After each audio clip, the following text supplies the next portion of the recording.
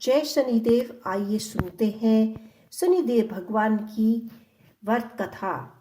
शनिदेव से संबंधित एक पौराणिक कथा के अनुसार एक समय शनिदेव भगवान शंकर जी के धाम हिमालय पहुंचे। उन्होंने अपने गुरुदेव भगवान शिव को प्रणाम कर उनके आग्रह किया कि हे प्रभु, मैं काल आपकी रक्षा में आने वाला हूँ। अतिथि अर्थात मेरे वर्क दृष्टि आप पर ही पड़ने वाली है। शनिदेव की बात सुनकर भगवान शंकर हत प्रभाव रह गए और बोले कि हे शनिदेव, आप कितने समय तक आपकी वृक दृष्टि मुझ पर रहेगी। शनिदेव बोले कि हे नाथ, कल सवा पहर के लिए आप पर मेरी वर्क दृष्टि रहेगी। शनिदेव की बात सुनकर भगवान शंकर जी चिंतित हो गए और शनिदेव के वर्क दृष्टि से बचने के लिए उपाय सोचने लगे। शंकर जी मृत्यु लोक आए और भगवान शंकर ने शनिदेव और उनकी वर्क दृष्टि से बचने के लिए एक हाथी का रूप धारण कर लिया। भगवान शंकर जी को हाथी के रूप में सवा पहर के तक का समय बिताना व्यतीत करना पड़ा तथा शाम होने पर भगवान शंकर ने सोचा कि अब दिन बीत चुका है, अब शनिदेव की दृष्टि का भी कोई असर नहीं होगा। इसके उपरांत भगवान शंकर पुनः कैलाश पर्वत लौट आए। भगवान शंकर प्रसन्न मुद्रा में जैसे ही कैलाश पर्वत पर पहुंचे, उन्होंने शनिदेव को इनका इंतजार करते हुए पाया। भगवान शंकर जी को देखकर शनिदेव ने हाथ जोड़कर प्रणाम किया और भगवान शंकर मुस्कुराकर शनिदेव से बोले कि आपकी दृष्टि का मुझ पर कोई असर नहीं हुआ। यह सुनकर शनिदेव मुस्कुराए और बोले कि मेरी दृष्टि से न तो देव बच सकते हैं और ना ही दानव बच सकते हैं और ना ही आप बच पाएंगे। यह सुनकर भगवान शंकर आश्चर्यचकित रह गए। शनिदेव ने कहा कि मेरी ही दृष्टि के कारण आपको सवा पहर के लिए देव योनि को छोड़कर पशु योनि में जाना पड़ा। इस प्रकार मेरी वृक दृष्टि आप पर ही पड़ गई और आप इसके पात्र बन गए। शनिदेव के न्यायप्रियता देखकर भगवान शंकर जी प्रसन्न होकर और शनिदेव को हृदय से लगा लिया। एक कथा के अनुसार भगवान श्री गणेश भी शनिदेव की नजर से नहीं बच सके थे और उन्होंने भी शनिदेव को वक्र दृष्टि का सामना करना पड़ा था। ब्रह्मवेत्यापुर के अनुसार माता पार्वती ने पुत्र प्राप्ति के लिए पूर्णिक नाम व्रत था, जिसके स्वरूप भगवान विष्णु ने उनके गर्भ से बाल रूप में जन्म लिया।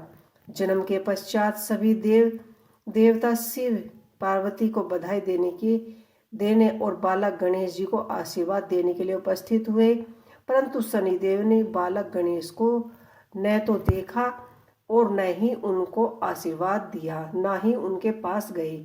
माता पार्वती को यह बात पता चली और अपने पुत्र का अपमान लगा और वो रुष्ट हो गई। दरअसल पार्वती जी को शनिदेव की पत्नी द्वारा दिया गया श्राप के बारे में पता नहीं था कि उनकी दृष्टि पड़ते ही हानि हो सकती है। उन्हें लगा कि शनि उसके पुत्र का अपमान कर रहे हैं। उन्होंने कहा कि सूर्य पुत्र, अपनी गर्दन क्यों झुका कर रखी है? मेरे पुत्र को और देखो। तुम मेरे पुत्र को देख क्यों नहीं रहे हो? इस पर शनिदेव ने कहा कि माते मेरा नहीं देखना ही अच्छा है, क्योंकि सभी प्राणी अपनी करने का फल भोगते हैं। मैं भी अपनी करने का ही फल भोग रहा हूँ। ऐसा कहकर शनिदेव अपने श्राप के बारे में बातचीत करने लगे।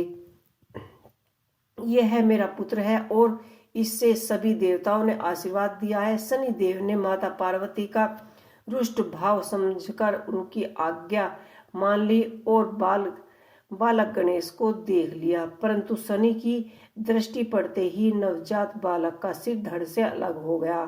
वह भस्म होकर ब्रह्मांड में विलीन हो गया। माता पार्वती अपने पुत्र की यह दशा देख बेहोश हो गई। तब माता पार्वती को इस आघात से बाहर निकालने के लिए, क्रोध से बचने के लिए तत्काल ही भगवान विष्णु अपने वाहन गरुड़ पर सवार हो उत्तरी दिशा में स्थित पुष्पभद्र नदी के तट पर गए। वहां उन्होंने एक हथनी को देखा जो अपने बालक को पीठ पर बैठाए थी। उसको लेकर उत्तर दिशा में सिर करके सो रही थी। विष्णु भगवान ने शीघ्र ही सुदर्शन चक्र से नवजात गज शिशु का मस्तक काट लिया और वे उसे लेकर शिवलोक पहुंचे तथा पार्वती माता के बालक के धड़ पर लगाकर उसके प्राण वापस किए। बाद में जब पार्वती जी को होश आया तो उन्होंने शनि देव को श्राप दे दिया, परंतु सभी देवताओं ने शनि का पक्ष लेकर कहा कि इसमें इनकी कोई गलती नहीं है। आपको तो इन्होंने सारी बात बता दी थी। वे अब आपके बालक को क्यों नहीं देख रहे हैं, किंतु आपको जिद पूरी करने के लिए हेतु शनिदेव ने आपके पुत्र को देखा, इसमें इनका कोई कसूर नहीं है। माता पार्वती ने शनिदेव को क्षमा कर दिया और श्राप को एक पहर की विकलता के रूप में परिवर्तित कर दिया। इसी तरह भगवान शिव और गणेश दोनों ही शनिदेव की नज़र से नहीं बच पाए। तो ये थी शनिदेव की एक छोटी सी कहानी। आपको ये कहानी कैसी लगी हमें कमेंट बॉक्स में लिख के अवश्य ही बताइएगा। इसी के साथ जय